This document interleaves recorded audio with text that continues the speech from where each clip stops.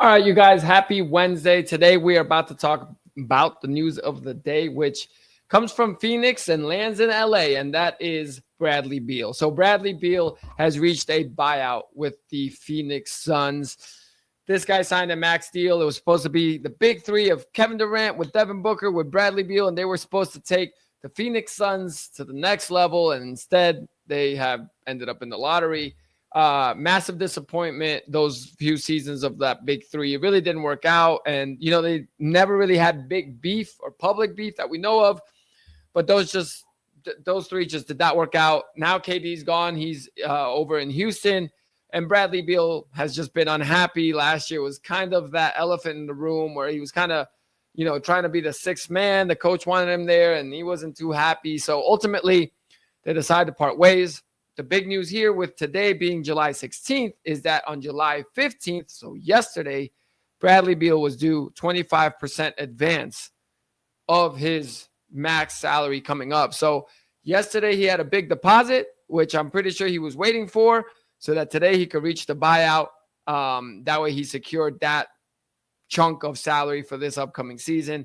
Now he is leaving some money on the table, and that's because the way the rules work within the NBA, a team cannot have, so when Bradley Beal leaves, essentially the salary remaining that they agree on with the buyout is dead money, is what it's called in the NBA and in sports, which is going to be on the books for Phoenix, but it's just obviously money that's going nowhere. Essentially that money just counts against their salary cap, and that dead money that you have on your cap sheet cannot exceed 15% of the salary cap. So Bradley Beal, before yesterday, if he would have reached a buyout and, let's say he would have wanted 75% of what he was due, Phoenix might have not even been able to do that because they would have exceeded the 15% of their salary cap in dead money that way.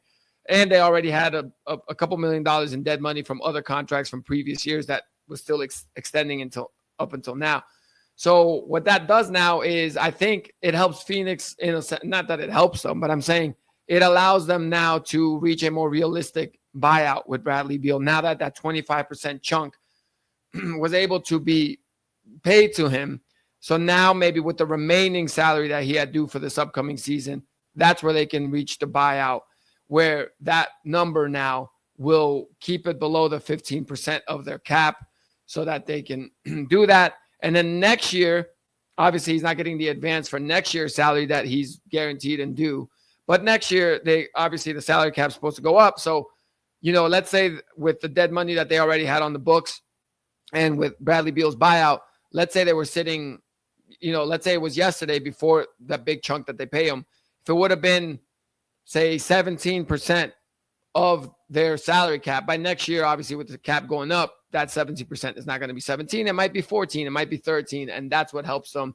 That's how this maneuver was able to get done. Which now we look at the other side of it. He's going to LA. He already committed to the Clippers. So everything was kind of, you can kind of sense everything. They knew what was going to happen and how this would work out. So he already committed to the Clippers, which tells you a few things. I mean, it's hard to tell with Bradley Beal because he has a no trade clause and he wasn't really willing to waive it. And he really wanted that max salary. So it's not, I don't want to say he chose the Clippers because of their championship aspirations. I feel like he more so chose them because they are in LA and he wanted to live in LA. That's been reported. The Clippers or Lakers were one of the few teams he would be willing to waive his no trade clause for. Don't know why the Wizards ever gave him a no trade clause, but regardless. So now that he's with the Clippers, it could show that, hey, you know what? Free agents and guys that are available look at the Clippers as a potential contender, which I do too. And it's hard not to. And if you look at what they've done this offseason, they trade away Norman Powell because they essentially don't want to pay him because he's in his last year of his deal. So he's going to, be either getting an extension now with Miami or will be a free agent next year. So they use that chip, trade him. They brought in John Collins, which I think is going to be solid. They signed Brook Lopez from Milwaukee. Great backup. You can even go double big with him and Ivica Zubac. And if you do that, I mean, you can match up with bigs on bigs that way. Brook Lopez, last year wasn't his best shooting year, but he can shoot the three, so he can spread the floor. So you could do a double big lineup. And the crazy thing is, in my head, I was thinking, all right, well, Kawhi is a big question. Obviously, is he going to be healthy? If he's healthy, they're great and they're contenders. But I was like, man, they're getting older with Beal. Essentially, they needed Beal to be a Norman Powell replacement. But fun fact that you may not know, Bradley Beal is actually younger than Norman Powell, which is crazy. That is, I did not think that was a possibility. But yeah, Bradley Beal is 32 years old. He's a month younger than Norman Powell. So they don't necessarily get older. But, Beal maybe now does have a chance. He is leaving some money on the table. He's leaving essentially $14 million on the table. But I think he's thinking to himself, hey, if I go to a contender like the Clippers, who have a point guard that rarely wants to shoot now, especially when the games get tight, like James Harden. So I'm going to get shots. I'm going to get the ball. I'm going to be on a contender, possibly make a playoff run.